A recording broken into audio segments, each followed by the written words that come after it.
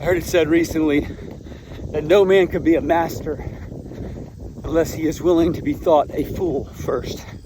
And most people don't want to be thought of as foolish, so they never attempt anything that will allow them to do something great. In 1936, Al Ubrickson was the coach of the University of Washington rowing team. And he did something that was considered foolish. He announced that his rowing team that was going to be in the competition for the West Coast was not going to be the senior rowing team. It was going to be the junior varsity. And that about got him fired. Everybody thought he was a fool. Why would you not take your seniors? Why are you taking your JV team? Well, he had a feeling about that team. He had seen them, he'd seen their grit. Many of them came from hard situations. He just knew they had something. They had fire in their belly. They went on to win the West Coast meet, went to the East Coast, knocked out Princeton, Harvard, all these big schools, ended up winning the Olympic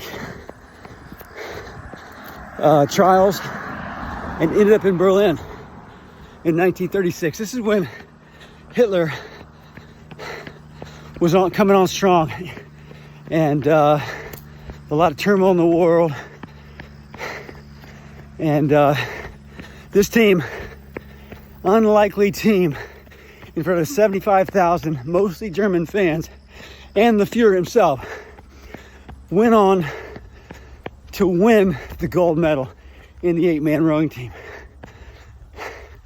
Al Ubrickson was no longer a fool. He was a master. I think about the Apostle Paul. And Paul was thought a fool often. When he went to Mars Hill, they mocked him. The Greeks mocked him. He said his preaching appeared as foolishness. But at the end, the impact of the Apostle Paul, we look at him as one of the greatest Christians who ever lived. But first he had to appear a fool. Today, you and I will have to be foolish in the eyes of the world to do anything great for God. So don't worry about what others think.